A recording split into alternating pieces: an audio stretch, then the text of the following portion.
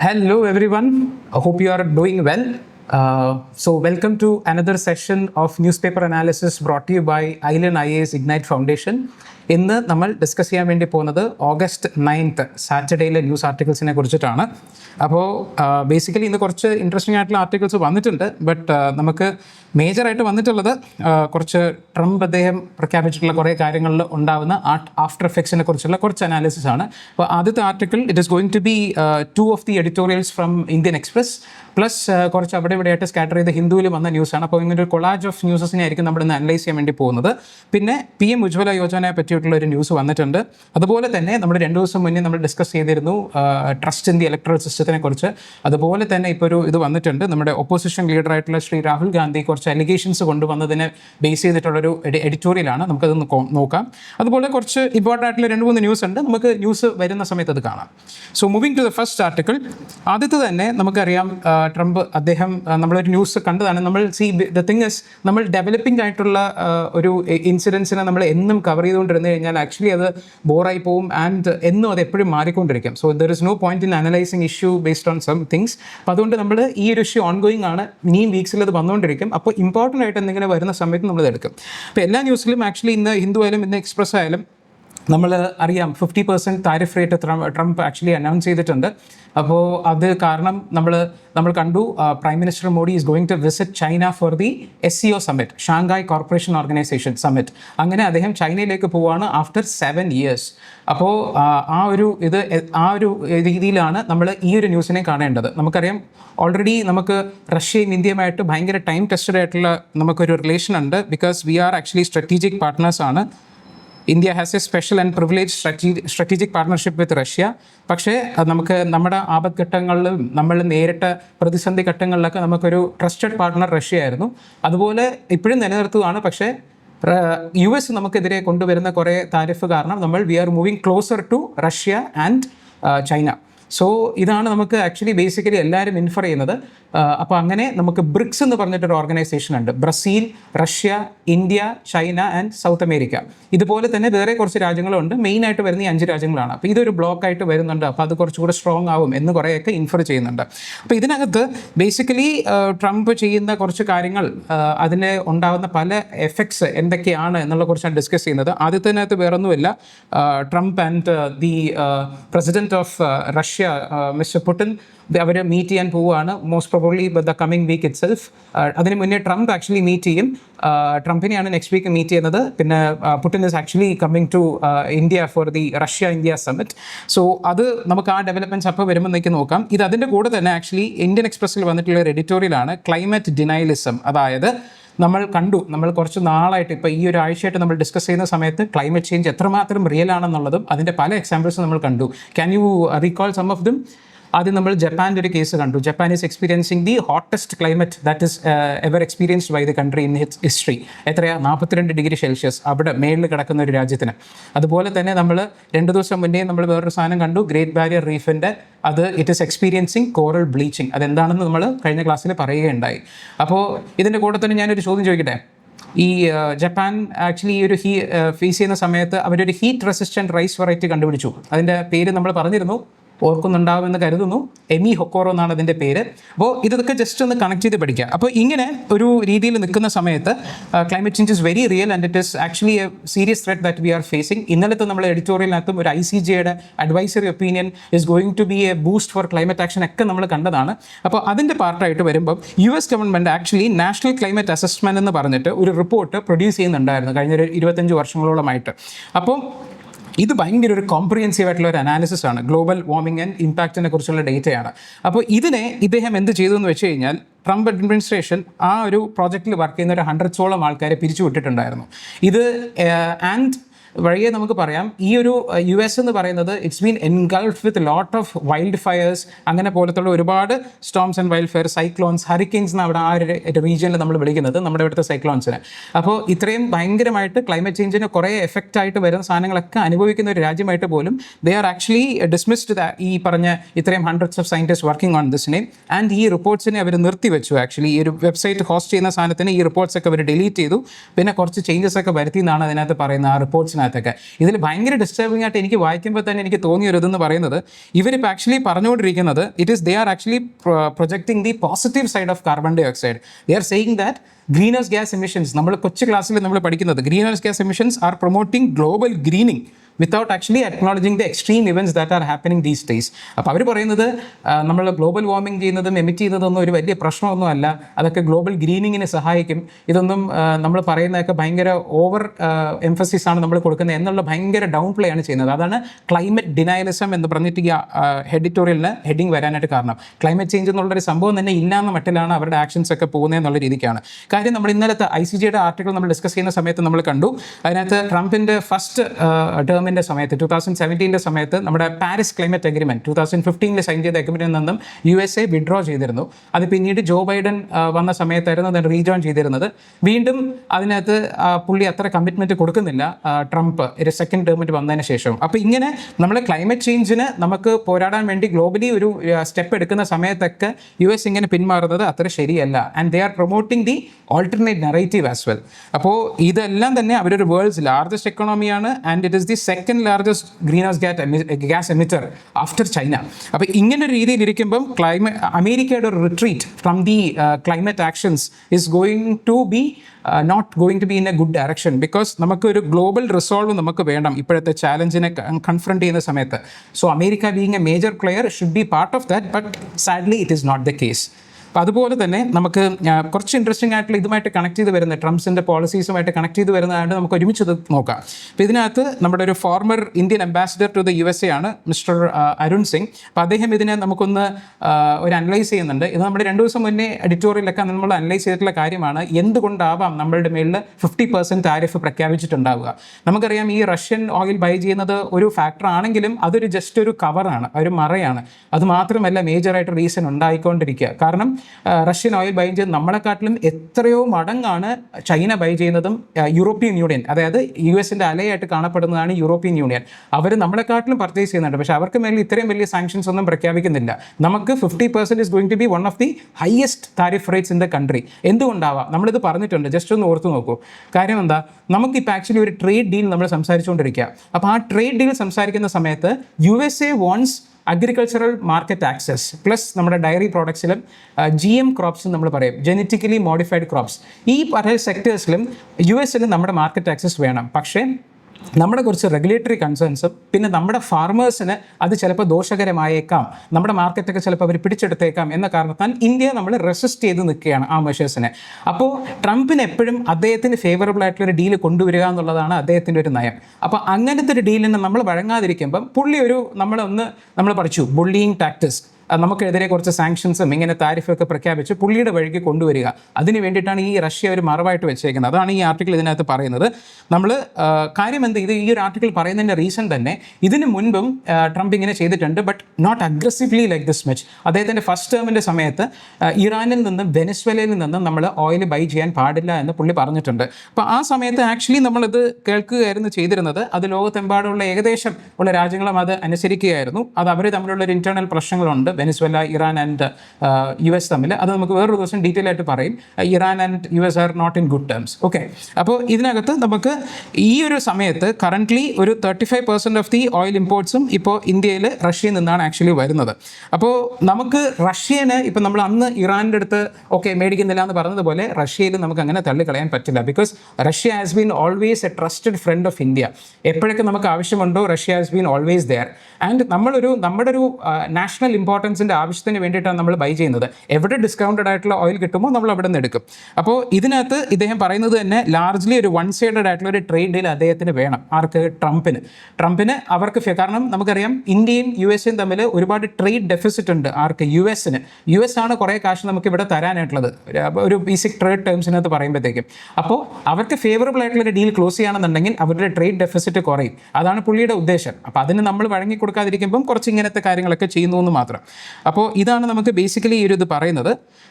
ഇതിനകത്ത് ഇദ്ദേഹം പുലപ്രയ ബാലകൃഷ്ണൻ എന്ന് പറഞ്ഞിട്ട് ഒരു നല്ലൊരു ആർട്ടിക്കിൾ റൈറ്ററാണ്. അപ്പോൾ അദ്ദേഹത്തിന് എന്തെങ്കിലും ആർട്ടിക്കിൾസ് വരികയാണെന്നുണ്ടെങ്കിൽ ജസ്റ്റ് ഒന്ന് വായിച്ചു വിടുന്നത് നല്ലതായിരിക്കും. അപ്പോൾ ഇദ്ദേഹം പറയുന്നത് തന്നെ തുടങ്ങുന്നത് തന്നെ നമ്മൾ കേട്ടിട്ടുണ്ട് മൈറ്റ് ഇസ് റൈറ്റ് എന്നുള്ള രീതിക്ക്. അപ്പോൾ മൈറ്റ് ഇസ് റൈറ്റ് എന്ന് എപ്പോഴെങ്കിലും ഒരു എക്സാമ്പിൾ നമുക്ക് കാണണമെന്നുണ്ടെങ്കിൽ അതിൻ്റെ ഏറ്റവും വലിയ എക്സാമ്പിൾ ഇപ്പോഴത്തെ കറണ്ട് ലോകത്ത് ഡൊണാൾഡ് ട്രംപ് ആണ്. Because America is very powerful and they are using that might to prove that they are right. Climate ചേഞ്ചിൻ്റെ കാര്യത്തിൽ ക്ലൈമറ്റ് ചേഞ്ച് ഒന്നുമല്ല എന്നുള്ള രീതിക്ക് അവർ പറയുന്നു, അതാണെന്നുള്ളത് സ്ഥാപിക്കുന്നു. ഇതിനകത്ത് നമ്മൾ ചെയ്യുന്നത് വലിയ തെറ്റായിട്ടുള്ള കാര്യമൊന്നുമില്ല എന്നുണ്ടെങ്കിലും അവരാണ് ശരി എന്നുള്ളത് അവർ വാദിക്കുന്നു. സോ മൈറ്റ് ഇസ് റൈറ്റ് എന്ന് അവർ എസ്റ്റാബ്ലിഷ് ചെയ്തുകൊണ്ടിരിക്കുകയാണ്. അപ്പോൾ ഈ രീതിയിൽ പറയുന്നത് ഇത് വളരെ രസകരമായിട്ടാണ് പറയുന്നത്. നമുക്ക് ഒരു 2-3 വർഷങ്ങൾക്ക് മുന്നേയും ട്രംപിൻ്റെ ഫസ്റ്റ് ടേമിൻ്റെ സമയത്തുമൊക്കെ നമ്മുടെ പ്രധാനമന്ത്രിയും അവിടുത്തെ പ്രസിഡൻറ്റും ഭയങ്കര ദോസ്തായിരുന്നു. നമുക്കവിടെ കുറേ എന്താ പറയുക, ഹൗഡി മോഡി എന്നൊക്കെ പറഞ്ഞിട്ട് നമ്മൾ കണ്ടിട്ടുണ്ടാകും. ഹൗഡി മോഡി എന്ന് പറഞ്ഞ് USA വലിയ ഇതൊക്കെ നടന്നു. ട്രംപ് ഇവിടെ വന്നപ്പോഴത്തേക്ക് നമസ്തേ ട്രംപൊക്കെ നടത്തി. അപ്പോൾ അങ്ങനെ ഭയങ്കര വലിയ കൂട്ടാളികളെ പോലെ ഇരുന്നിട്ട് ഇപ്പം ഈ ഒരു ചെറിയ ഒരു കേസിനകത്ത് വന്നപ്പോഴത്തേക്കും നമുക്ക് ഇത്രയും വലിയ സാങ്ഷൻസ്, അതായത് ലോകത്ത് ബ്രസീൽ ഒഴികെയുള്ള ബാക്കിയുള്ള ഒരു രാജ്യത്തിനും കൊടുക്കാത്ത രീതിയിലുള്ള സാങ്ഷൻസാണ് നമുക്കിപ്പോൾ കിട്ടിക്കൊണ്ടിരിക്കുന്നത്. അപ്പോൾ ഇത്രയും ചെയ്യുമ്പോൾ ഇതൊക്കെ നമ്മൾ US എന്താ പറയുന്നത്, നമ്മൾ റഷ്യൻ്റെ ഫ്യൂവൽ മേടിക്കുന്നതോടെ റഷ്യയും യുക്രൈനും തമ്മിലുള്ള വാറിനെ ഫ്യൂവൽ ചെയ്യുകയാണെന്നുള്ളതാണ്. പക്ഷേ തൊട്ടിപ്പുറത്തെ സൈഡിൽ മിഡിൽ ഈസ്റ്റിനകത്ത് ഗാസയും ഇസ്രായേലും തമ്മിൽ, പലസ്തീൻ ഇസ്രായേലും തമ്മിൽ വലിയൊരു യുദ്ധം വർഷങ്ങളായിട്ട് നടക്കുകയാണ്. അതിൽ ഫ്യൂവൽ ചെയ്യാൻ മാത്രമല്ല US ആണ് ആ വാർ നടത്തുന്നത് തന്നെ. കാരണം ഇസ്രായേൽ ആക്ച്വലി പലസ്തീൻ ഒരു ഗാസ ടെറിട്ടറിയിലേക്ക് വിടുന്ന എല്ലാ മിസൈൽസും കൊടുക്കുന്നത് US ആണ്. And they are giving their unconditional support. അപ്പോൾ ഇത് ചെയ്യുമ്പോഴത്തേക്കും USും ചെയ്യുന്നത് തെറ്റല്ലേ എന്നുള്ളതാണ് ഇദ്ദേഹം ചോദിക്കുന്നത്. അപ്പോൾ ഇതുപോലെ കുറച്ച് കാര്യങ്ങൾ ഇങ്ങനെ പറഞ്ഞു പോകുന്നുണ്ട്. ഇതിനകത്ത് വേറെ കൂടുതൽ ഡീറ്റെയിൽസ് ഇത് പറയാനൊന്നുമില്ല. നമ്മളൊരു ഗ്ലോബൽ ഫ്രീ മാർക്കറ്റ് എക്കണോമിയിലേക്ക് നമ്മൾ ഇൻ്റഗ്രേറ്റ് ചെയ്യാൻ ശ്രമിക്കുന്നുണ്ടായിരുന്നു ഫ്രം 1991 ഓൺവേർഡ്സ്. അപ്പോൾ അങ്ങനെ ചെയ്യുമ്പോഴത്തേക്കും നമുക്ക് കുറച്ച് എന്താ പറയുക, ഇതിൻ്റെ ഈ തിയററ്റിക്കലി ഫ്രീ മാർക്കറ്റ് വേണം, ഗ്ലോബലൈസേഷൻ ഒക്കെ വേണം എന്ന് പറയുന്ന ആൾക്കാരൊക്കെ കുറച്ച് ബെനിഫിറ്റ്സ് എല്ലാവർക്കും കിട്ടും എന്നൊക്കെ പറഞ്ഞ ബെനിഫിറ്റ്സ് ഒന്നും നമുക്ക് കിട്ടിയിട്ടില്ല. കാരണം നമ്മുടെ ഈ എക്കണോമി ഓപ്പൺ ചെയ്യുമ്പം നമ്മുടെ ഇൻഡസ്ട്രിയൽ സെക്ടർ വളരേണ്ടതായിരുന്നു. പക്ഷേ നമ്മൾ പ്രതീക്ഷ അത്രയൊന്നും വളർന്നിട്ടില്ല. അപ്പോൾ നമ്മളിതൊക്കെ ഓപ്പൺ ചെയ്തെന്നുണ്ടെങ്കിലും നമുക്ക് അത്രത്തോളം ബെനിഫിറ്റ് ഒന്നും വന്നിട്ടില്ല എന്നുള്ളതാണ് ഇദ്ദേഹം പറയുന്നത്. അപ്പോൾ ഇദ്ദേഹം സജസ്റ്റ് ചെയ്യുന്ന 2-3 കാര്യങ്ങളുണ്ട്. ഇദ്ദേഹം പറയുന്നത്, ഒന്ന്, ട്രംപ് ചെയ്യുന്നത് പോലെ നമ്മളും കുറച്ച് റെസിപ്രോക്കൽ ടാരിഫ് ഒരു 50% US ഇമ്പോർട്ട്സിലേക്ക് ഒന്ന് അടിച്ചു കൊടുക്കണം എന്നുള്ള രീതിക്കാണ് പറയുന്നത്. ഇതിൻ്റെ ഒരു പ്രോസ് ആൻഡ് കോൺസ് ഉണ്ട്. ഫസ്റ്റ് നമ്മളിങ്ങനെ ചെയ്യുമ്പോഴത്തേക്കും പിന്നെ ട്രംപ് അദ്ദേഹത്തിന് കുറച്ചുകൂടെ ഒരു ഇത് കൂടിയിട്ട് പുള്ളി വേറെ എന്തെങ്കിലും കാര്യങ്ങൾ ചെയ്യും. അതായത് നമ്മളെ പ്രൊവോക്ക് ചെയ്യുന്ന ഒരു രീതിയിലുള്ളൊരിതാണ്. പക്ഷേ അതിൻ്റെ ഒരു ബെനിഫിറ്റ് എന്നുള്ള രീതിക്ക് ഇത് നമ്മൾ പറഞ്ഞതുപോലെ ഒരു ബുള്ളിങ് ആയിട്ടുള്ള ടാക്ടിക്സ് ആണ്. അപ്പോൾ അത് നമുക്ക് വഴങ്ങി കൊടുക്കാൻ പാടില്ല. ഇങ്ങനെ ഒരുപാട് രാജ്യങ്ങളുണ്ട്. അപ്പോൾ ഇന്ത്യ ഒരു സ്റ്റെപ്പ് ഇങ്ങനെ എടുക്കുകയാണെന്നുണ്ടെങ്കിൽ പല രാജ്യങ്ങളും അതിനെ ഫോളോ ചെയ്യും. അപ്പോൾ മേ ബി ഈ ഒരു സിറ്റുവേഷൻ ചേഞ്ച് ചെയ്യാൻ അതൊരു റീസൺ ആയേക്കാം എന്നുള്ള രീതിക്കാണ് ഇദ്ദേഹം സജസ്റ്റ് ചെയ്യുന്നത്. ഇതൊന്നും നടക്കുമെന്ന് നമുക്ക് പറയാൻ പറ്റില്ല കേട്ടോ. പക്ഷേ ഇദ്ദേഹം സജസ്റ്റ് ചെയ്യുന്ന കുറച്ച് കാര്യങ്ങൾ എന്താണെന്നുള്ള കാര്യം നമ്മൾ പറയുന്നതേ ഉള്ളൂ. രണ്ടാമതായിട്ട് നമ്മുടെ സപ്ലൈ ചെയിനിനെ നമ്മൾ സെക്യൂർ ചെയ്യണം. അതായത് ഇപ്പോൾ റഷ്യയിൽ നിന്നും ബൈ ചെയ്യാൻ പാടില്ല എന്ന് പറയുന്നത്, നമ്മൾ റഷ്യയിൽ നിന്ന് ബൈ ചെയ്യുന്നത് ഇവിടെ ചീപ്പായിട്ട് കിട്ടുന്നതുകൊണ്ടാണ്. പക്ഷേ നമ്മൾ ഇപ്പോഴത്തെ റിപ്പോർട്ട്സ് ഒക്കെ വെച്ചിട്ട് റഷ്യയിൽ നിന്ന് അത്ര ഒരു അഡ്വാൻറ്റേജ് നമുക്ക് കിട്ടുന്നില്ല. ആ ഡിസ്കൗണ്ടഡ് റേറ്റ്സ് ഒക്കെ കുറച്ച് കുറഞ്ഞു. അപ്പോൾ നമ്മൾ നമ്മുടെ സപ്ലൈ ചെയിൻസിനെ എൻഷുർ ചെയ്യണം. നമുക്ക് എവിടെ നിന്നായാൽ പോലും നമുക്ക് വേണ്ട ഓയിൽ കിട്ടണം എന്നുള്ളതാണ് ഇതിൻ്റെ ഏറ്റവും വലിയ ഫാക്ടർ. അപ്പോൾ ഇതിനകത്ത് നമുക്ക് നേരത്തെ പറഞ്ഞു, നമ്മുടെ ഇറാൻ്റെ കേസ് പറഞ്ഞ് നമ്മൾ നിർത്തിയ കാര്യം. അപ്പോൾ ഇനി അങ്ങനെയൊന്നും നോക്കിയിട്ട് കാര്യമില്ല. ഇറാൻ ആയാലും റഷ്യ ആയാലും എവിടെ നിന്നാണെങ്കിലും നമ്മുടെ സപ്ലൈ ചെയിൻ സെക്യൂർ ചെയ്യുക എന്നുള്ള കാര്യമാണ് അദ്ദേഹം പറയുന്നത്. മാത്രമല്ല നമ്മുടെ ഗ്ലോബൽ കോമ്പറ്റീറ്റീവ്നെസ്സിനെ ബിൽഡ് ചെയ്യാനായിട്ട് നമ്മൾ ഫോക്കസ് കൊടുക്കണം. നമ്മൾ ഇനിയും ബാക്കിയുള്ളവർ നമുക്ക് വേണ്ടി ചെയ്തു തരും എന്ന് പറഞ്ഞ് ബാക്കിയുള്ളവരെ വിശ്വസിച്ചിരിക്കാൻ പറ്റത്തില്ല. We also have to do the needful so that ഇനി വരും വർഷങ്ങളിലെങ്കിലും നമുക്ക് ആരെങ്കിലും ഡിപ്പെൻഡ് ചെയ്യാതെ നമ്മളൊരു സെൽഫ് റിലയൻ്റ് ആയിട്ടുള്ള എക്കണോമി ആയിട്ട് മാറാം എന്നുള്ള രീതിക്കാണ് പറയുന്നത്. ഇത്രയേ ഉള്ളൂ ഇതിനകത്ത് ആംബിറ്റ് ആയിട്ട് വരുന്നത്. വേറെ എന്തെങ്കിലും ഇമ്പോർട്ടൻ്റ് ആയിട്ട് വരുന്ന സമയത്ത് നമുക്ക് ഞാൻ ഡിസ്കസ് ചെയ്യാം. ഓക്കെ, അപ്പോൾ ഇനി നമുക്ക് അടുത്തൊരു ആർട്ടിക്കിളിലേക്ക്, ഇത് ചെറുതായിട്ട് വന്നതാണ്, വേറൊന്നുമല്ല. ഓയിൽ ഫേംസിനെ ഒരു 30,000 crores ക്യാബിനറ്റ് അപ്രൂവ് ചെയ്തിട്ടുണ്ട്. Because they were giving subsidised LPG cylinders. അതിനൊരു സ്കീമാണ് നമുക്ക് പഠിക്കാനുള്ളത്, PM ഉജാവല യോജന. അത് 2016 അത് വന്നിരുന്നത്. കാര്യം എന്താണെന്ന് വെച്ച് കഴിഞ്ഞാൽ ക്ലീൻ കുക്കിംഗ് ഫ്യൂവൽ കൊടുക്കുക എല്ലാവർക്കും, especially for the poor house holds കൊടുക്കുക എന്നുള്ളതാണ് ആ സ്കീമിൻ്റെ ഉദ്ദേശം തന്നെ. ഏകദേശം 9 years ആയി ഇപ്പോൾ വന്നിട്ട്.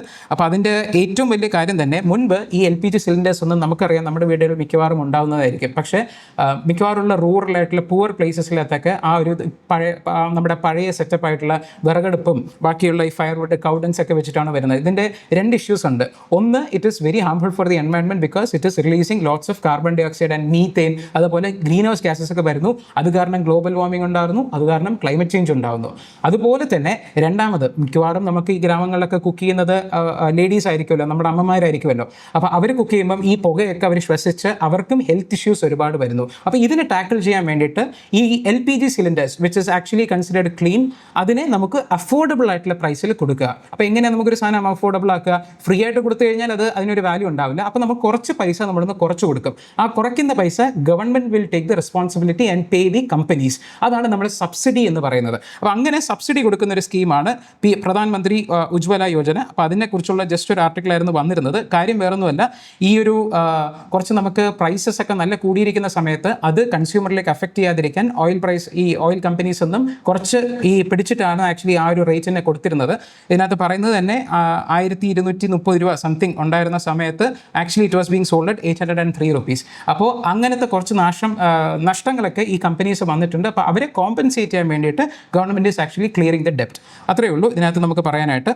ഇത് ബേസിക്കലി നമുക്ക് ആക്ച്വലി നോക്കേണ്ടത് ഇതിൻ്റെ നോഡൽ മിനിസ്ട്രി. ഇത് നമ്മൾ എപ്പോഴും ശ്രദ്ധിക്കണം. എന്തെങ്കിലും സ്കീം നമ്മൾ നോക്കുന്ന സമയത്ത് അത് ഏത് മിനിസ്ട്രിയുടെ അടിയിലാണ് ഇത് വരുന്നത് എന്നുള്ളത് നമ്മൾ ശ്രദ്ധിക്കുക. അപ്പോൾ PM ഉജ്ജ്വല യോജന എന്ന് പറയുന്നത് മിനിസ്ട്രി ഓഫ് പെട്രോളിയമിൻ്റെ അടിയിലാണ് ഇത് വരുന്നത്. ഓക്കെ, അടുത്തത് actually it is an editorial that came in the Hindu based on the credibility in the election commission.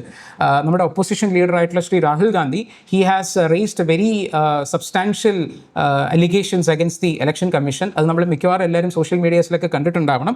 അപ്പോൾ നമ്മുടെ ഒരു ബാംഗ്ലൂരിലെ ഒരു ലോക്സഭാ കോൺസ്റ്റിറ്റ്യുവൻസിയിൽ നടന്ന കുറച്ച് തിരിമറികൾ എന്ന് പറയുന്ന കുറച്ച് കാര്യങ്ങളാണ് വന്നിട്ടുള്ളത്.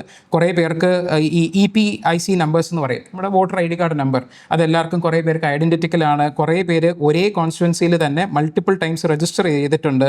അതുപോലെ തന്നെ ഒരേ അഡ്രസ്സിൽ തന്നെ ഏതോ ഒരു ബ്രുവറിയിൽ ഒരു 130ഓളം ആൾക്കാർ അവിടെ താമസിക്കുന്ന രീതിയിൽ അഡ്രസ്സ്, ചിലരുടെ ഹൗസ് അഡ്രസ്സൊക്കെ 0 എന്നൊക്കെ കൊടുത്തിട്ട്, അപ്പോൾ ഇങ്ങനെ കുറേ അലിഗേഷൻസ് ഒക്കെ അവർ കണ്ടുപിടിച്ചു.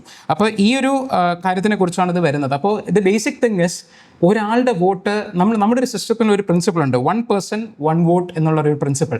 അപ്പോൾ ഇങ്ങനത്തെ കുറേ മാൽ പ്രാക്ടീസസ് നടക്കുകയാണെന്നുണ്ടെങ്കിൽ ആ ഒരു പ്രിൻസിപ്പിൾ വയലേറ്റ് ചെയ്യപ്പെടുകയാണ്. നമ്മുടെ ഡെമോക്രസിക്ക് ഏറ്റവും ഇമ്പോർട്ടൻ്റ് ആയിട്ടുള്ളൊരു ഫാക്ടറാണ് ആ 1 person 1 vote എന്നുള്ള കാര്യം. അപ്പോൾ അത് വയലേറ്റ് ചെയ്യുമ്പം അത് വളരെ അഡ്രസ്സ് ചെയ്യപ്പെടേണ്ട ഒരു കാര്യമാണ്. അപ്പോൾ ഇതിൻ്റെ കാര്യം എന്തെന്ന് വെച്ച് കഴിഞ്ഞാൽ, ഇപ്പോൾ ഇദ്ദേഹം കുറച്ച് ഒരു പേപ്പറൊക്കെ ഇങ്ങനെ പിടിച്ചിരിക്കുന്നത് നിങ്ങൾ ചിലപ്പോൾ കണ്ടിട്ടുണ്ടാകും, ഒരു വലിയ പ്രസൻറ്റേഷനൊക്കെ ഉണ്ടായിരുന്നു. ഇതൊക്കെ ആക്ച്വലി ഈ ഡേറ്റ ഇലക്ഷൻ കമ്മീഷനിൽ നിന്നാണ് കിട്ടിയത്. പക്ഷേ അവർ PDF ആയിട്ട് തന്നെയാണ് കൊടുക്കുകയും ചെയ്തത്. ആ കൊടുത്തതൊക്കെ പക്ഷേ ഇമേജ് PDF ആണ്. അത് ഓരോന്നും നമുക്ക് ടെക്സ്റ്റ് റീഡബിൾ ഒന്നും ചെയ്യാനൊന്നും പറ്റത്തില്ല, ഇത്രയും വലിയ ബൾക്കി ഡോക്യുമെൻറ്റ്സ്. അപ്പോൾ അവരതൊക്കെ പ്രിൻ്റ് എടുത്ത് കുറേ ഒന്നേന്നതൊക്കെ ചെയ്ത് ഒക്കെ വരുമ്പോഴത്തേക്കും നമ്മുടെ പ്രോസസ്സിനെ ഭയങ്കര ടയർസമാക്കുക. ഇങ്ങനെയൊക്കെയാണ് ഈസിക്ക്, അതായത് election commission doesn't want the political parties to scrutinise them എന്നുള്ള രീതിക്കാണ് ഈ ECയുടെ ആക്ഷൻസ് വരുന്നത്. അതാണ് ഇതിനകത്ത് പറയുന്നത്. ബൾക്കി ആയിട്ടുള്ള ഇമേജ് PDFs കറക്റ്റായിട്ടുള്ളൊരു സെർച്ചബിൾ ടെക്സ്റ്റായിട്ട് അവരുടെ കയ്യിൽ അതുണ്ട്, പക്ഷെ അവർ കൊടുക്കുന്നില്ല. അപ്പോൾ ഈ രീതിക്ക് ചെയ്യുന്നത് അത്ര കറക്റ്റ് ആയിട്ടുള്ള കാര്യമല്ല. ഒരു റോബസ്റ്റ് ആയിട്ടുള്ള വെരിഫിക്കേഷൻസ് മെക്കാനിസംസ് ഒക്കെ ഇതിനകത്ത് വേണ്ടതായിട്ടുള്ള ഒരു കാര്യമാണ്. അപ്പോൾ അർജൻറ്റ്ലി ഇത് നമ്മൾ വലിയൊരു എഡിറ്റോറിയലാണ്, ചില പാർട്സാണ് നമ്മൾ ഇതിനകത്ത് ഡിസ്കസ് ചെയ്യുന്നത്. ഇത് ഇത്തരം മാത്രം വായിച്ചാൽ മതി കേട്ടോ, ഇത്രയും ഇമ്പോർട്ടൻ്റ് ആയിട്ടുള്ളൂ. അപ്പോൾ ഇലക്ഷൻ കമ്മീഷൻ ആക്ച്വലി ഒരു കോംപ്രിഹെൻസീവ് ആയിട്ടുള്ള ഇലക്ട്രൽ റിഫോംസ് ഇന്ത്യയിൽ ഡെഫിനറ്റ്ലി കൊണ്ടുവരണം. ഈ ഒരു അഡീഷണൽ ആയിട്ട്, അതായത് ഫേക്ക് ആയിട്ടുള്ള എൻട്രീസ് ഒക്കെ പറയുന്നതൊക്കെ നമ്മളൊരു ഡോർ ടു ഡോർ ക്യാമ്പയിൻ നടത്തി തന്നെ ചെയ്യണം. ബിക്കോസ് ഇത് നമ്മുടെ ട്രസ്റ്റ് ഇൻ ദി ഇലക്ട്രൽ സിസ്റ്റമാണ്. ഇതിനെക്കുറിച്ച് നമ്മൾ 2 ദിവസം മുന്നേ നമ്മൾ എഡിറ്റോറിയൽ ഡിസ്കസ് ചെയ്തത്. Trust in the electoral system is the foundation for a representative democracy. അതായത് നമ്മൾ അതിനകത്ത് വളരെ ഇൻട്രസ്റ്റിംഗ് ആയിട്ട് നമ്മളൊരു സാധനം കണ്ടു. അതായത് ആ ഒരു ഇലക്ട്രൽ സിസ്റ്റത്തിൽ ട്രസ്റ്റ് ഉള്ളത് ഏറ്റവും കൂടുതൽ വേണ്ടത് തോൽക്കുന്ന ആൾക്കാരാണ്. കാരണം എന്നാൽ മാത്രമേ ആ ഒരു ഡെമോക്രസി ശോഭിച്ച് നടക്കത്തുള്ളൂ. അപ്പോൾ ഇതിനകത്ത് നമുക്ക് ഇപ്പം ബീഹാറിൽ ഇങ്ങനെ സ്പെഷ്യൽ ഇൻറ്റൻസീവ് റിവിഷൻ നമ്മൾ നടക്കുന്നുണ്ട്. അതിനെക്കുറിച്ച് നമ്മൾ പറഞ്ഞായിരുന്നു, ജസ്റ്റ് ഒരു മെൻഷൻ ചെയ്തു. അപ്പോൾ വലിയ ഇമ്പോർട്ടൻ്റ് അല്ല, ജസ്റ്റ് ഒന്ന് അറിഞ്ഞിരിക്കുക എന്നുള്ളത് മാത്രമേ ഉള്ളൂ. അപ്പോൾ അത് നടക്കുന്ന സമയത്തായാൽ പോലും ഈ ഒരു ഇലക്ട്രൽ റോൾസിലൊക്കെ ഒരു നല്ലൊരു ക്ലീൻ അപ്പ് നടക്കണം. കൃത്യമായിട്ട് ഈ ഫേക്ക് ആയിട്ടുള്ള കാര്യങ്ങളൊക്കെ ഡിലീറ്റ് ചെയ്യപ്പെടണം എന്നുള്ളതാണ് ഈ ആർട്ടിക്കിളും ഡിസ്കസ് ചെയ്യുന്നത്. അപ്പോൾ ഇതിനകത്ത് കാര്യം എന്തെന്ന് വെച്ച് കഴിഞ്ഞാൽ, ഇലക്ട്രൽ അഡ്മിനിസ്ട്രേഷനിലാണ് ഇതിനകത്ത് ഇഷ്യൂ. കാരണം ഈ lakhs implementation of campaign financial regulations ഇത് നമ്മൾ കണ്ടു. മോറൽ കോഡ് ഓഫ് കണ്ടക്ട് എന്ന് പറഞ്ഞൊരു സംഭവമുണ്ട്. അതിനെ ബേസ് ചെയ്ത് നമുക്ക് പൊളിറ്റിക്കൽ പാർട്ടീസൊക്കെ ചെയ്യേണ്ട കാര്യങ്ങളിലൊക്കെ ഈ election commission is not taking substantial steps to curb their എന്ത് പറയുക, അവർ ചെയ്യാൻ പാടില്ലാത്ത കാര്യങ്ങൾ ചെയ്യുന്ന സമയത്ത് അതിനെ കൃത്യമായിട്ട് റെഗുലേഷൻസ് ഒന്നും ചെയ്യുന്നില്ല. അപ്പോൾ അതിൽ അവരൊരു ലാക്സിറ്റി കാണിക്കുന്നു. ലാക്സിറ്റി എന്ന് പറഞ്ഞാൽ ഒരു അലസത, മടി എന്നുള്ള രീതിക്ക്. മാത്രമല്ല ഈ VVPATs നമ്മൾ കണ്ടു, വോട്ടർ വെരിഫയബിൾ ഓഡിറ്റ് ട്രയൽ എന്ന് പറഞ്ഞിട്ട്, ഇത് വളരെ ചെറിയ സാമ്പിൾസ് മാത്രമേ കൗണ്ട് ചെയ്യുന്നുള്ളൂ. അപ്പം നമുക്കൊരു ട്രസ്റ്റ് കിട്ടണമെന്നുണ്ടെങ്കിൽ ഒരു ലാർജർ സാമ്പിൾ നമുക്ക് പറഞ്ഞ് ഇതിങ്ങനെയാണ്, ഇതിനകത്ത് ഒരു പ്രശ്നവും ഇല്ല എന്ന് നമ്മൾ ക്രെഡിബിൾ ആണെന്ന് പ്രൂവ് ചെയ്യണം. എന്നാൽ മാത്രമേ ഒരു ട്രസ്റ്റ് ബിൽഡ് ചെയ്യുള്ളൂ സൊസൈറ്റിയിൽ. മാത്രമല്ല ഈ EVMസിൽ നമുക്ക് കണ്ടു, അതിനകത്ത് സിമ്പിൾസ് ഒക്കെ വരുന്ന കുറച്ച് സോഫ്റ്റ്വെയർ ഇഷ്യൂസ് ഒക്കെ ഉണ്ട്. അപ്പോൾ അതൊക്കെ ക്രെഡിബിൾ ആണെന്ന് EC should come clean out of all these stuff. Because ECന് മേലുള്ള trust is very important for a democracy, especially for India.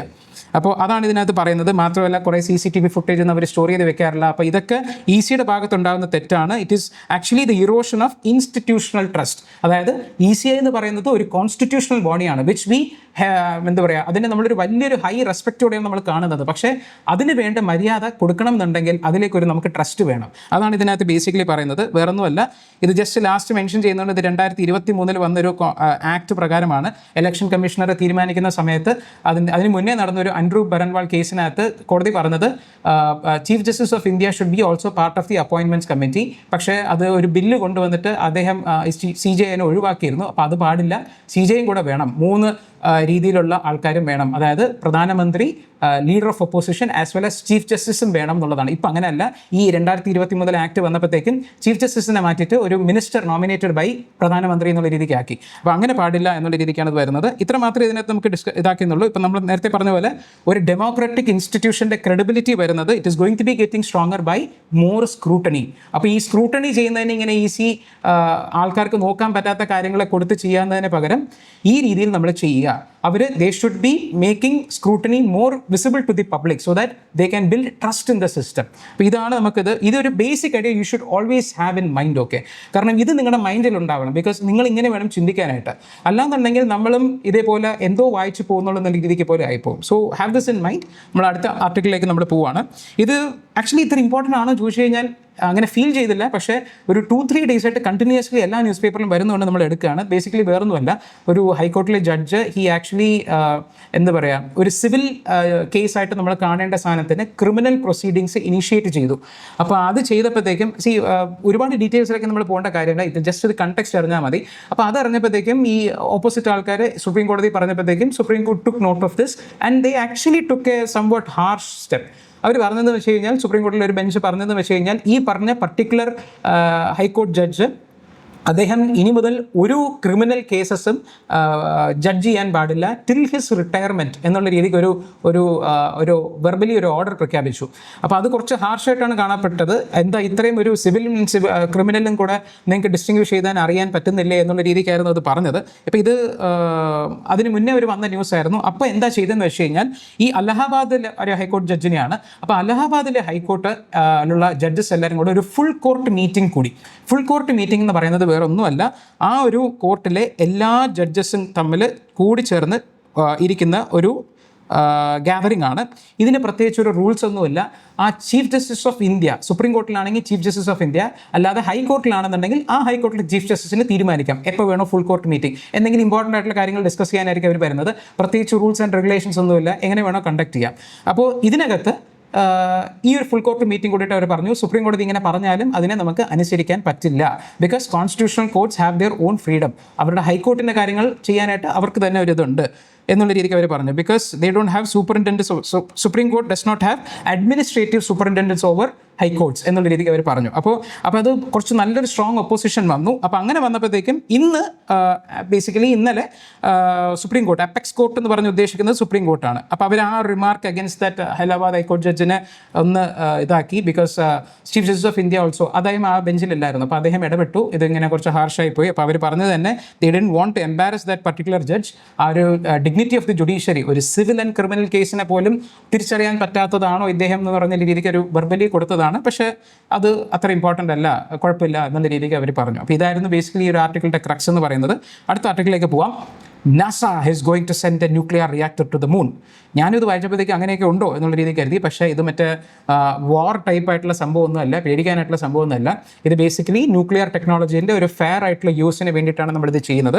അപ്പോൾ നാസ ആക്ച്വലി ഇത് ചെയ്യുന്നത് എന്ത് കാര്യം എന്ന് വെച്ച് കഴിഞ്ഞാൽ, ദേ are actually now fast track. ഈ ഒരു പ്രോജക്റ്റ് നേരത്തെ ഉണ്ട്, പക്ഷേ അതിനിപ്പോൾ കുറച്ച് ഫാസ്റ്റ് ട്രാക്ക് ചെയ്ത് 2030 തന്നെ ഈ ഒരു സംഭവം പ്രാവർത്തികമാക്കി റിയലാക്കി മാറ്റുക എന്നുള്ളതാണ് ഇപ്പോൾ അവരുടെ കാര്യം. വേറൊന്നുമല്ല, ഇപ്പോൾ ആക്ച്വലി നമ്മൾ യൂസ് ചെയ്യുന്ന ടെക്നോളജി വിച്ച് ഇസ് ബേസിക്കലി എന്താ പറയുക, അതിന് they are generating power equivalent to incandescent bulb. നമുക്കറിയാം എത്രയോ സോഫിസ്റ്റിക്കേറ്റഡ് ആയിട്ടുള്ള ടെക്നോളജീസ് ആണ് നമുക്ക് ഔട്ടർ സ്പേസിൽ ആവശ്യമായിട്ട് വരുന്നത്, ടെസ്റ്റ് ഒക്കെ കണ്ടക്ട് ചെയ്യാനായിട്ട്.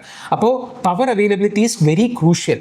അപ്പോൾ ഇത് പവർ അവൈലബിലിറ്റി കുറയുമ്പോൾ നമ്മളുടെ സയൻറ്റിഫിക് അംബീഷൻസും കുറയും. അപ്പോൾ അത് കാരണം പവർ അവൈലബിലിറ്റി എങ്ങനെ കൂട്ടാം എന്നുള്ളതാണ് നോക്കുന്നത്. നമ്മുടെ ഇൻ്റർനാഷണൽ സ്പേസ് സ്റ്റേഷൻ നമുക്കറിയാം, ISS നമ്മൾ പറയും, അത് ആക്ച്വലി ഒരുപാട് സോളാർ പാനൽസ് വെച്ചിട്ടാണ് ഇത് ജനറേറ്റ് ചെയ്യുന്നത്. അപ്പോൾ ഇത് പ്രാക്ടിക്കലി നമുക്ക് മൂണിനകത്ത് പോസിബിൾ അല്ല. അതെന്തുകൊണ്ടാണ്? നമുക്ക് സോളാർ പാനൽ ഇതിപ്പോൾ നമുക്ക് ബേസിക്കലി മൂണിലേക്കാണ് സെൻഡ് ചെയ്യുന്നത്. മൂണിനകത്ത് എന്തുകൊണ്ടാണ് പോസിബിൾ അല്ലാത്ത?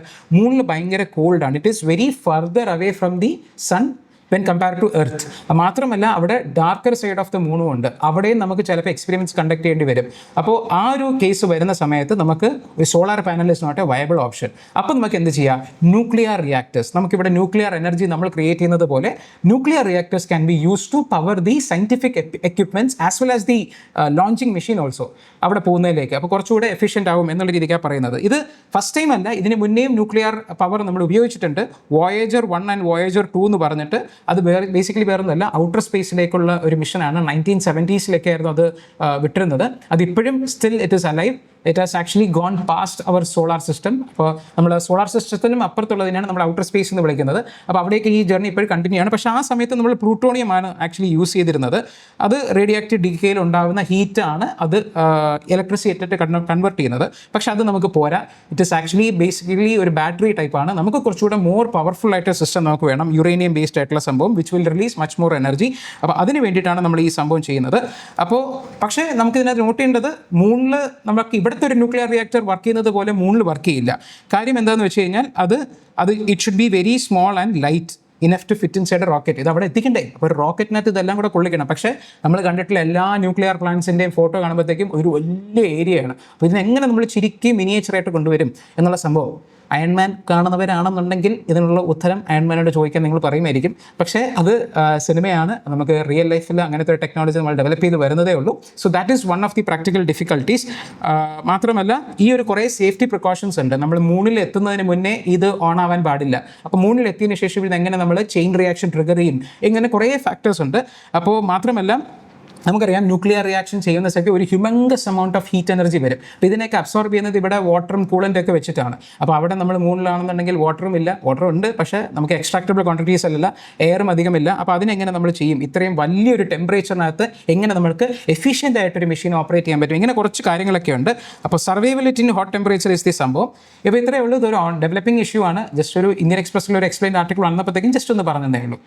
അപ്പോൾ നമ്മൾ അടുത്ത ആർട്ടിക്കിൾ ഇത് ആക്ച്വലി ഒരു 3 days ബിഫോർ വന്നതാണ്. അത്ര ഇമ്പോർട്ടൻ്റ് അല്ലായിരുന്നു, പക്ഷേ എന്നാലും ഒന്ന് പറഞ്ഞേക്കാന്ന് കരുതി. പ്രിലിംസ് പെർസ്പെക്റ്റീവിൽ ചിലപ്പോൾ ഇമ്പോർട്ടൻ്റ് ആയി വരുന്ന സംഭവമാണ്. നമ്മുടെ ഇവിടെ കേരളയിൽ KFRI, കേരള ഫോറസ്റ്റ് റിസർച്ച് ഇൻസ്റ്റിറ്റ്യൂട്ട്സിൽ അവരൊരു എന്താ പറയുക, ഒരു നമ്മുടെ ഇവിടുത്തെ നമുക്കറിയാം നമ്മുടെ ഇവിടെ ഒരുപാട് തേക്ക് മരങ്ങളൊക്കെ ഉണ്ട്. അപ്പോൾ അതിൻ്റെ ഫോളിയേജ് ഇഷ്യൂസ് ഉണ്ടാവാതിരിക്കാനായിട്ട് ഒരു വൈറസ് കൊണ്ട് നമുക്കൊരു അതിനെ എന്താ പറയുക ടീക്ക് പ്ലാന്റേഷൻസിനെ സേവ് ചെയ്യാനായിട്ടുള്ളൊരു മെത്തേഡ് കണ്ടുപിടിച്ചു. അത് വേറൊന്നുമല്ല, ഈ HPNPV എന്ന് പറയുന്ന സംഭവമാണ്. അപ്പോൾ ഇത് എത്രത്തോളം റെലവൻ്റ് ആണെന്ന് നമുക്ക് പറയാൻ പറ്റില്ല സ്റ്റിൽ ബട്ട് നമ്മൾ ജസ്റ്റ് ഒന്ന് പറയാമെന്ന് വിചാരിച്ചു. ചിലപ്പം UPSCക്ക് ചിലപ്പോൾ ചോദിച്ചേക്കാം whatever test series that you are going to take, അതിനകത്ത് ചിലപ്പോൾ വന്നേക്കാം. അപ്പോൾ ഇത് ബേസിക്കലി ഒരു ഹോസ്റ്റ് സ്പെസിഫിക് ആണ്. ഈ ടീക്കിലെ ഡീഫോളേറ്റർ, അതായത് ആ ഒരു ലാർവേനെ മാത്രമേ അത് ടാർഗറ്റ് ചെയ്ത് കൊല്ലത്തുള്ളൂ. It is not harmful for the teak. അപ്പോൾ ആ രീതിയിൽ അത് കൊണ്ടുവന്നേക്കുകയാണ്. It is completely safe for the forest ecosystem. അപ്പോൾ ഈ വൈറസ് മുതൽ നമുക്ക് it is going to be a game changer for teak plantations എന്നുള്ളതാണ് കണക്കാക്കുന്നത്. അപ്പോൾ ജസ്റ്റ് ഇതൊന്ന് നോക്കിയിരുന്നാൽ മതി. ന്യൂക്ലിയോ പോളിഹീഡ്രോസിസ് വൈറസ് എന്നുള്ള സാധനമൊക്കെ HPNPV എന്നുള്ളൊരു ഷോർട്ട് ഫോം തരും. അപ്പോൾ അത് it is related to what teak പ്ലാന്റേഷൻസിനെ കൺസർവ് ചെയ്യാനായിട്ടുള്ളൊരു സംഭവമാണെന്നുള്ളത് കാര്യം മാത്രം നമ്മൾ കണ്ടാൽ മതി. ഓക്കെ, അപ്പോൾ അടുത്ത ആർട്ടിക്കിളിലേക്ക് നമുക്ക് പോവാം. This is going to be our last article for the day. അപ്പോൾ ഇതിനകത്ത് പ്ലേസസ് ഇൻ ന്യൂസിനകത്ത് ഒരു നഗോർണോ കറാബാഗ്, ഇത് ഡയറക്റ്റ്ലി വന്നതല്ല ബട്ട് സ്റ്റിൽ വീൽ സേ. അതിന് മുന്നേ നമുക്ക് ജസ്റ്റ് ഇതൊന്ന് മെൻഷൻ ചെയ്തേക്കാം. നമ്മുടെ ഇസ്രായേൽ പലസ്തീൻ ഇഷ്യൂ എല്ലാവർക്കും അറിയാവുന്നതാണ്. വിൽ ടേക്ക് സം ടൈം ഒരു ഡീറ്റെയിൽ ആയിട്ട് നമുക്കൊരു ഡിസ്കഷൻ എടുക്കാം. ബട്ട് അതിനൊരു 30 മിനിറ്റ് വേണ്ടി വരില്ല, കുറേ കൂടെ വേണ്ടി വരും. സോ അത് നമുക്ക് വേറൊരു ദിവസം ചെയ്യാം. പക്ഷേ ഇപ്പോൾ they have actually announce that Israel is going to take over completely the Gaza city എന്നൊക്കെ. ഇതൊക്കെ കുറച്ച് കൈവിട്ട് പോകുന്ന കേസാണ്. ജർമ്മനിയൊക്കെ അതിനകത്ത് കുറച്ച് എക്യുപ്മെൻറ്റ്സ് ഒക്കെ കൊടുക്കുന്നതൊക്കെ നിർത്തിയിട്ടുണ്ട്. മാത്രമല്ല കുറേ പേര് ഇതൊന്നും അത്ര ശരിയല്ല എന്നുള്ള രീതിക്ക് പറയുന്നുണ്ട്. But they are doing it their way and US is giving full support to this. അതാണ് നമ്മൾ നേരത്തെ ആർട്ടിക്കിളിൽ കണ്ടത്. So we don't know what is going to happen, just mentioning it. So ഇതിനകത്ത് അതിൻ്റെ താഴെ തന്നെ വന്നൊരു ന്യൂസാണ്, Armenia and Azerbaijan leaders are going to sign a peace deal. ഇപ്പോൾ ഇവർ തമ്മിൽ ആദ്യ പ്രശ്നം ഉണ്ടായിരുന്നു. അതുകൊണ്ടാണ് ഇപ്പോൾ പീസ് ഡീൽ നടക്കുന്നത്. അപ്പോൾ ഇതിൻ്റെ ആക്ച്വലി അർമേനിയ ഇതാണ്, അസർബൈജാൻ ഇതാണ്, നമ്മുടെ സെൻട്രൽ ഏഷ്യൻ കൺട്രീസ് ആണ് ഇത് രണ്ടും. അപ്പോൾ ഇവർക്കിടയിൽ ഒരുപാട് തർക്കങ്ങളുണ്ട്. പർട്ടിക്കുലർലി ദിസ് നഗോർണോ കരബാഗ് റീജിയൻ എന്ന് പറയുന്നത്. അപ്പോൾ ഇത് ഇവർ തമ്മിലുള്ള ഒരു പ്രശ്നമാണ്. ഇപ്പോൾ ഇവിടെ കണ്ടോ, ഇത് രണ്ടും ഒരേ കളറാണ്, അസർബൈജാനും നക്സിവാൻ എന്ന് പറയുന്നത്. ബിക്കോസ് അതൊരു എക്സ്ക്ലേവ് ഓഫ് അസർബൈജാൻ ആണ്. ഇത് ബേസിക്കലി അസർബൈജാൻ്റെ ടെറിട്ടറിയാണ്. അതുപോലെ തന്നെ Armenia is actually wanting the control of this Nagorno Karabakh region. പക്ഷേ അത് അവർ തമ്മിലൊരു ഡിസ്പ്യൂട്ടാണ്. ഇപ്പോൾ ഏകദേശം ഇതൊക്കെ റിസോൾവ് ചെയ്യുന്ന രീതിക്കാണ് ഇപ്പോൾ കാര്യങ്ങളൊക്കെ മുന്നോട്ട് പോകുന്നത്. അപ്പോൾ whenever such things are mentioned in news, you should take a map ഇതുപോലെ. അപ്പോൾ ആ മാപ്പിനകത്ത് ഇപ്പോൾ കണ്ടോ, ഇതിനകത്ത് നമുക്ക് അല്ലാതെ നോട്ട് ചെയ്യാനുള്ള കാര്യങ്ങൾ എന്താണ്? ഇതിനകത്ത് അർമേനിയ അസർബൈജാന് ചുറ്റിലും ഇരിക്കുന്ന ഇത് എന്താണെന്നുള്ള രീതിക്ക് നമ്മൾ നോക്കുന്നു. കാസ്പിയൻ സീയുടെ ബോർഡർ ചെയ്യുന്നുണ്ട്, പക്ഷേ അത് അസർബൈജാൻ മാത്രമാണ് ബോർഡർ ചെയ്യുന്നത്, അർമേനിയ ബോർഡർ ചെയ്യുന്നില്ല. ഇതുപോലത്തെ കുറച്ച് കാര്യങ്ങൾ നമ്മൾ നോട്ട് ചെയ്ത് വെക്കുക. ഇപ്പോൾ ഞാൻ പറയുമ്പോൾ പോലും ചിലപ്പോൾ നിങ്ങൾക്ക് ഓർത്തു എന്ന് വരില്ല, വീണ്ടും കാണുമ്പോഴത്തേക്ക് നമ്മൾ ഇത് ഓർക്കും. അതുപോലെ തന്നെ ജോർജിയ, റഷ്യ, ഇതൊക്കെയാണ് ഇവരുടെ സറൗണ്ടിങ് കൺട്രീസ്. ലേക്ക് സെവാൻ എന്ന് പറയുന്നത് ഏത് കൺട്രിയിലാണ് വരുന്നത് നമുക്ക് ചോദിക്കുമ്പോഴത്തേക്കും അർമേനിയ നമുക്ക് പറയാൻ സാധിക്കണം. ഉടനെ വരില്ല, over A period of time wheel train and അത് നമുക്ക് മൈൻഡിൽ എൻഗ്രൈൻഡ് ആയിട്ട് വരും. അപ്പോൾ ഇത് ബേസിക്കലി ഇത് പറയാൻ തന്നെ കാര്യം, ഇന്നലെ നമ്മളൊരു പ്ലേസസ് ഇൻ ന്യൂസ് ഡിസ്കസ് ചെയ്തു. അതിൻ്റെ ഇമ്പോർട്ടൻസ് കാണിക്കാൻ വേണ്ടി ജസ്റ്റ് ഒരു PYQ 2023 ചോദിച്ചതാണ്. ഇപ്പോൾ ഈ question you your self can answer based on the information that we have got in this 1 week. ഈ ഒരു 1 week ആയിട്ട് നമ്മൾ ക്ലാസ് എടുക്കുന്നത് ബേസ് ചെയ്ത് തന്നെ ഈ ക്വസ്റ്റ്യൻ സോൾവ് ചെയ്യാൻ പറ്റും. എങ്ങനെയാണ് നമുക്ക് നോക്കാം. ഞാൻ നിങ്ങളുടെ കൂടെ സോൾവ് ചെയ്യാം കേട്ടോ. ഈ ക്വസ്റ്റ്യൻ വന്നു, ഇതിനകത്ത് എന്താണ് കറക്റ്റ് ഓപ്ഷൻ നമ്മൾ എടുക്കണം. നോർത്ത് കിവ്യു ആൻഡ് ഇറ്റൂറി കേട്ടിട്ടില്ല എന്ന് വിചാരിക്കുക. എനിക്ക് ആൻസർ അറിയാം, പക്ഷേ സ്റ്റിൽ നിങ്ങൾ കേട്ടിട്ടില്ല എന്ന് വിചാരിക്കുക. വാർ ബിറ്റ്വീൻ അർമേനിയ ആൻഡ് അസർബൈജാൻ, അങ്ങനെ ആവാൻ ചാൻസ് ഇല്ലല്ലോ. നമ്മൾ കണ്ടതല്ലോ ഈ ആഴ്ച, ഇന്നത്തെ ന്യൂസും കൂടെ ഉൾപ്പെടെ നമ്മൾ ഈ ആഴ്ച കണ്ടല്ലോ, വാർ ബിറ്റ്വീൻ അർമേനിയ അസർബൈജാൻ. അതല്ല, ഓക്കെ ഇരിക്കട്ടെ. എന്നാലും നഗോർണോ കരബാഗ് ഇൻസർജൻസി ഇൻ മൊസാംബിക് എവിടെ കിടക്കുന്നു, ഈ നഗോർണോ കരബാഗ് എവിടെ കിടക്കുന്നു? അപ്പോൾ ഈ സംഭവം അല്ല. കെർസൺ ആൻഡ് സപ്പോർസിയ എവിടെയെങ്കിലും കണ്ടതായിട്ട് ഓർക്കുന്നുണ്ടോ? ന്യൂസ് പേപ്പർ ഓറിയൻറ്റേഷൻ കണ്ടിട്ടുണ്ടെന്നുണ്ടെങ്കിൽ അതിനകത്ത് നമ്മൾ പ്ലേസസ് ഇൻ ന്യൂസിന് അടുത്തൊരു ടോപ്പിക്കാണ്, ആ ഒരു സ്ഥലമാണ്. സപ്പോർസിയ ഇസ് ആക്ച്വലി വേർ യുക്രൈനിലാണ്. അപ്പോൾ ഇസ്രായേൽ ആൻഡ് ലെബനൻ തമ്മിലുള്ള ഡിസ്പ്യൂട്ടാണോ? അല്ല. അപ്പോൾ ഇത് രണ്ടുമെല്ലാം നമുക്കറിയാം. ഈ war between Armenia and Azerbaijan നമുക്കറിയാവുന്നത് നഗോർണോ കരബാഗാണ്. അപ്പോൾ ഇതാണ് ഇതിൻ്റെ ആൻസർ. അപ്പോൾ ബേസിക്കലി എന്താ, മൂന്നും തെറ്റാ. അപ്പോൾ നമ്മൾ which of them are collective match, none of these. അപ്പോൾ നമ്മൾക്ക് ഇങ്ങനെ കുറേ പ്ലേസസ് ഇൻ ന്യൂസ് നമ്മൾ കണ്ടിന്യൂസ്ലി കണ്ടുവരുമ്പോൾ നമുക്കൊരു ഐഡിയ കിട്ടും. അത് ബേസ് ചെയ്ത് നമുക്ക് UPSCയിലെ ക്വസ്റ്റ്യൻസ് ചോദിക്കുമ്പോൾ സോൾവ് ചെയ്യാൻ പറ്റും. അപ്പോൾ ഇത്രയാണ് നമ്മൾ ഇന്ന് ഡിസ്കസ് ചെയ്യുന്നത്. അപ്പോൾ നമുക്ക് ക്വിക്കായിട്ട് നമുക്ക് കാര്യങ്ങളൊക്കെ ജസ്റ്റ് ഒന്ന് റീക്യാപ്പ് ചെയ്യാം. നമ്മൾ ഇന്ന് എന്തൊക്കെയാണ് പഠിച്ചതെന്നുള്ളത്. ആദ്യം നമ്മൾ കുറേ ട്രംപിൻ്റെ ന്യൂസൊക്കെ പറഞ്ഞു. ട്രംപിൻ്റെ ന്യൂസ് വെറുതെ ഞാൻ ഇനി എക്സ്പ്ലെയിൻ ചെയ്ത് നിങ്ങളെ ബോറടിപ്പിക്കുന്നില്ല. But still it's a developing issue. എല്ലാം വായിക്കണം എന്നില്ല, കുറച്ചൊക്കെ വായിക്കുക. അതുപോലെ നമ്മളൊരു PM ഉജ്ജ്വല യോജന എന്നുള്ള കാര്യം നമ്മൾ പറഞ്ഞു. അതെന്തായിരുന്നു? LPG സിലിണ്ടേഴ്സിനെ സബ്സിഡൈസ്ഡ് റേറ്റിൽ കൊടുക്കുക എന്നുള്ളതാണ്. It has 2 benefits. എന്തായിരുന്നു? ഹെൽത്ത് ബെനിഫിറ്റും ഉണ്ട്, എൻവയൺമെൻറ്റൽ ബെനിഫിറ്റ്സും ഉണ്ട്. അതുപോലെ തന്നെ ക്രെഡിബിലിറ്റി ഓഫ് ECI എന്നുള്ള രീതിക്ക് നമ്മളൊരു എഡിറ്റോറിയൽ കണ്ടു. ECI എന്ന് പറയുമ്പോൾ ഇലക്ഷൻ കമ്മീഷൻ ഓഫ് ഇന്ത്യയാണ്. അത് കഴിഞ്ഞിട്ട് നാസയുടെ ഒരു ന്യൂസ് കണ്ടു. നാസ എന്താ ചെയ്യാൻ പോകുന്നത്? They are going to send a nuclear reactor. എവിടേക്കാ? To the moon. അപ്പോൾ അത് ഉടനെ നടക്കും ഒന്നും പറയാൻ പറ്റില്ല, ബട്ട് സ്റ്റിൽ ഇതൊരു ഡെവലപ്മെൻ്റ് ആണ്. അതുപോലെ നമുക്ക് ഇപ്പോൾ ഒരു ലാസ്റ്റ് ഒരു പ്ലേസസ് ന്യൂസ് കണ്ടു. എന്തായിരുന്നു? Nagorno Karabakh. അപ്പോൾ ഇത്രയാണ് നമ്മളിന്ന് ബേസിക്കലി മെയിനായിട്ട് കണ്ടത്. So hope you understood whatever we are saying. നമ്മൾ യൂട്യൂബിൽ വരുന്ന കമൻസ് ഒക്കെ നമ്മൾ കാണുന്നുണ്ട്.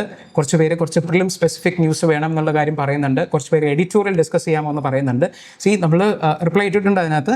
ബട്ട് എഡിറ്റോറിയൽസ് നമുക്ക് ഇമ്പോർട്ടൻ്റ് ആയിട്ടുള്ള editorials we will definitely cover. ചിലപ്പോൾ ഇന്ന് വന്നത് ഇന്ന് ആ ഒരു 30 മിനിറ്റ്സിൽ എടുക്കാൻ പറ്റില്ല എന്നുണ്ടെങ്കിൽ നെക്സ്റ്റ് ഇയർ നമ്മൾ കവർ ചെയ്യും. അത് പക്ഷേ എല്ലാ എഡിറ്റോറിയലും ഒരിക്കലും ഇമ്പോർട്ടൻ്റ് അല്ല. ചിലപ്പോൾ നമ്മൾ കവർ ചെയ്ത സാധനത്തിന് എന്തെങ്കിലും വീണ്ടും എഴുതും. അതിന് ആവശ്യമില്ല വായിക്കണം എന്നുള്ളത്. അപ്പോൾ whatever editorial that you want to read നമ്മളത് വായിച്ച് നിങ്ങൾക്ക് കൊണ്ടെത്തിക്കുന്നതായിരിക്കും. അതുപോലെ തന്നെ പ്രിലിം സ്പെസിഫിക് ആയിട്ട് first we want to build an understanding. അപ്പോൾ അതിന് നമുക്ക് കുറച്ച് അനലിറ്റിക്കലായിട്ട് വരണം. ഇപ്പോൾ ഈ പ്രിലിം പ്ലേസസ് ന്യൂസ് ഒക്കെ കണ്ടല്ലോ, അതൊക്കെ പ്രിലിംസ് ബേസിക് ആയിട്ട് വരുന്ന സംഭവങ്ങളാണ്. അപ്പോൾ നമ്മൾ ഇന്നലെ വൈസ് പ്രസിഡന്റ് കുറച്ച് കാര്യങ്ങൾ കണ്ടു. വൈസ് പ്രസിഡന്റ് കാര്യം പറയുമ്പോഴത്തേക്ക് നമുക്ക് ഇത് ആദ്യമായിട്ടല്ല നടക്കുന്നത്, 3 പ്രാവശ്യം നടന്നിട്ടുണ്ട്, അങ്ങനെ കുറേ കാര്യങ്ങളൊക്കെ പറഞ്ഞു. അപ്പോൾ ഇങ്ങനത്തെ കുറച്ച് ഫാക്ച്വൽ ഡേറ്റാസും ന്യൂസ് അനാലിസിസ് തരാൻ നോക്കാം. ബട്ട് സ്പെസിഫിക്കലി പ്രിലിംസ് എന്നുള്ളത് നമുക്ക് കുറച്ചുകൂടെ കഴിഞ്ഞിട്ടാവാം. ഓക്കെ, അപ്പോൾ so we come to the end of the session. പക്ഷേ പോകുന്നതിന് മുന്നേ എനിക്കൊരു ചെറിയൊരു ഗുഡ് ബൈ പറയേണ്ടി വരും. ബിക്കോസ് നെക്സ്റ്റ് വീക്ക് മുതൽ നമുക്ക് നാളെ സൺഡേ ആണ്, നാളെ ക്ലാസ് ഉണ്ടാവില്ല. മൺഡേ ടു സാറ്റർഡേ ആണ് നമ്മുടെ സെഷൻസ് വരുന്നത്. അപ്പോൾ നെക്സ്റ്റ് മൺഡേ നിങ്ങൾക്ക് ക്ലാസ് എടുക്കാൻ വേണ്ടി പോകുന്നത് അനശ്വര മാം ആയിരിക്കും. അപ്പോൾ Anaswara ma'am actually she has lot of years of teaching experience in this UPSC and she has എന്താ പറയുക, ഭയങ്കര വലിയ കിടിലമാണ്. Especially in environment and science and tech related കാര്യങ്ങളിനകത്ത്. പുള്ളിക്കാരി അതിലായിരുന്നു ക്ലാസ് ഒക്കെ എടുത്തുകൊണ്ടിരുന്നത്. സോ പുള്ളിക്കാരി ആയിരിക്കും നെക്സ്റ്റ് വീക്ക് ഈ സെഷൻസ് ഹാൻഡിൽ ചെയ്യാൻ പോകുന്നത്. So you will have a very informative class. So and we hope that you enjoy the sessions. എന്തെങ്കിലും നിങ്ങൾക്ക് സജഷൻസോ എന്തെങ്കിലും ഉണ്ടെന്നുണ്ടെങ്കിൽ you can comment on the YouTube channels. So until we meet next time, good by.